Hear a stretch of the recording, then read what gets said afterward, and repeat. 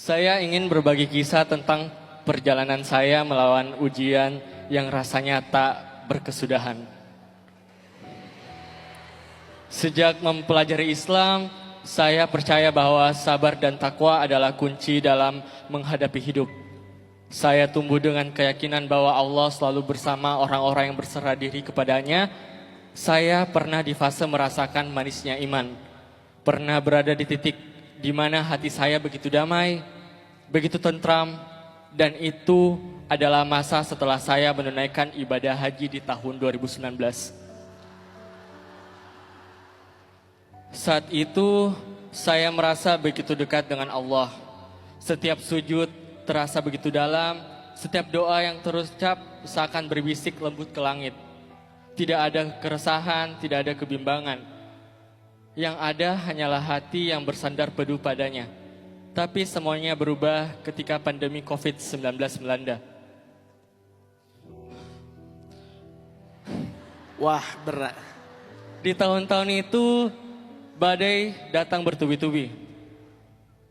Tekanan dari lingkungan, luka-luka yang diberikan oleh orang-orang terdekat, dan pengalaman kelam yang membuat saya kehilangan kendali atas diri sendiri.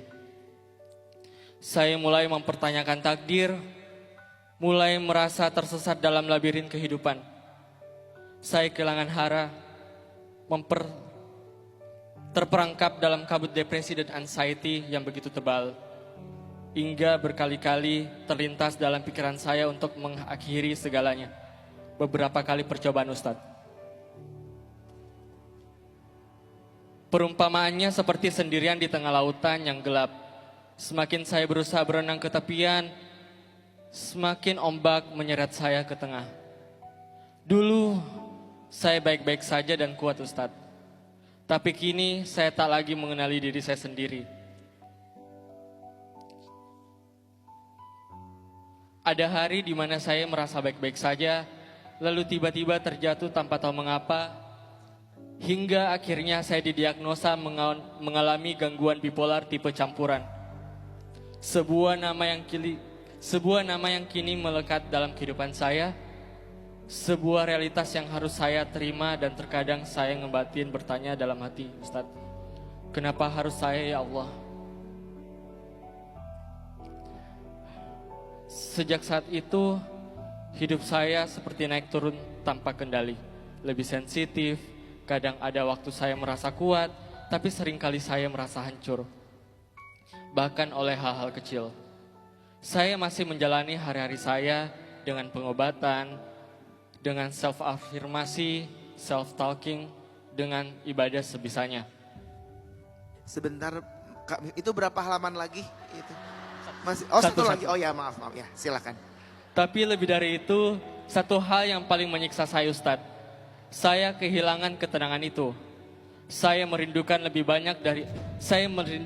dari apapun. Saya rindu sujud yang membuat saya rindu sujud yang membuat dada saya lapang. Saya rindu air mata yang jatuh bukan karena kesedihan, tapi karena rasa cinta kepada Allah.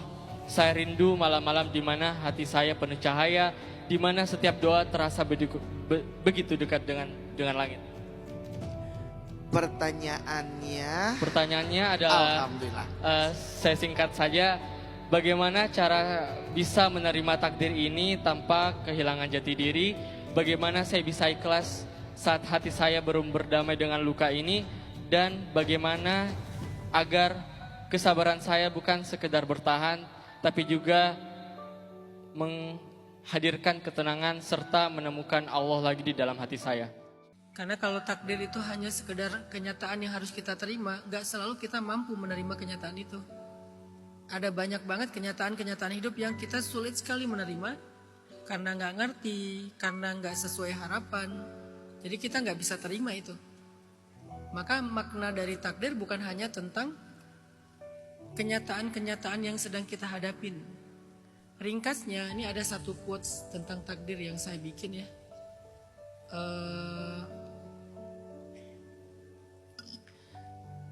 Takdir itu bukan tentang peristiwa apa yang sedang kamu alami, tapi tentang rencana besar apa yang sedang disusun untuk kamu dengan peristiwa-peristiwa itu. Jadi ada dua kata kunci di dalam kalimat ini. Peristiwa dan rencana. Selama ini kita memahami takdir hanyalah peristiwa-peristiwa. Potongan-potongan peristiwa dalam hidup kita. Saya kehilangan, saya gagal, saya ini, saya itu. Yang buruk-buruk. Atau yang baik, saya dapat ini, saya dapat itu. Hanya peristiwa yang kita notice tentang takdir. Padahal yang lebih dalam dari itu, takdir bukan tentang peristiwa aja. Takdir itu justru tentang ada rencana besar apa yang sedang disusun untuk saya dari peristiwa-peristiwa itu. Walaupun peristiwanya menurut kita buruk, tapi ada rencana baik, ada rencana besar. Kita baru akan mengerti itu setelah minimal 10 tahun. Setelah minimal 10 tahun, maksimal bisa 15 tahun, 20 tahun, 50 tahun. Tapi paling cepat menurut saya dari bacaan-bacaan kisah para anbiya dan pengalaman pribadi, minimal 10 tahun kita baru ngerti. Kalau dihubungkan dengan yang narasi yang tadi, itulah hidup. Dia ngasih kita ujian, baru ngasih kita pelajaran. Antara ujian sampai ke pelajaran, kadang takes time sekitar 10 tahun atau lebih. Jadi siapa tadi? Miftah dan teman-teman sekalian, kalau Miftah tuh ngerasa sekarang kayak gersang, sulit sekali untuk menangis karena cinta, sujud dengan lapang dada dan seterusnya. Karena masih ada satu beban dan ganjelan di hati Miftah yang gak terjawab tentang takdir. Miftah memaknai takdir adalah potongan-potongan peristiwa, baik ataupun buruk. Walaupun yang sering kita rasakan itu yang buruk menurut kita secara subjektif. Tapi kalau kita percaya, takdir bukan hanya potongan-potongan peristiwa yang acak, tapi dia sebuah rencana besar, rencana baik di masa depan yang disusun melalui potongan-potongan peristiwa ini. Kayak puzzle. Potongan puzzle itu kalau kita ambil satu potong, kita nggak ngerti ini apa nih. Tapi kita harus sabar nyusun 1, 2, 3 terus. Nanti mulai setengahnya udah mulai kelihatan nih. Oh ini ternyata gambar kucing. Oh ini ternyata gambar bunga. Kalau cowok mungkin oh ini ternyata gambar mobil, motor. Yang favorit kita, oh bagus ya gambarnya. Setelah setengah kita nyusun puzzle-puzzle yang rumit tadi. Nah banyak orang yang menyimpulkan puzzle yang utuh itu dari 1-2 potongan terpisah. Hidup aku aneh banget. Warnanya hitam. Terus kayak gak jelas gitu. Oh ternyata itu roda tapi cuma sebagian kecil. Jadi kita gak bisa nyimpulin itu kalau baru dapat 1-2 potong. Kumpulin aja, jalanin. Mungkin setengah jalan nanti baru ke baca tuh. Oh ini, begitu udah utuh maka puzzle itu punya nilai, punya value. Makanya Miftah dan teman-teman sekalian, takdir tuh kayak gitu. Dia kayak potongan-potongan yang terpisah dalam peristiwa-peristiwa hidup kita. Tapi hakikatnya bukan apa peristiwanya, apa potongannya, apa gambarnya. Tetapi apa rencana besarnya. Kita gak akan mengerti dan gak akan punya value itu sebelum kita ngejalanin dengan sabar. Dan ini bukan hanya tentang satu hal, tapi tentang banyak hal dalam hidup kita.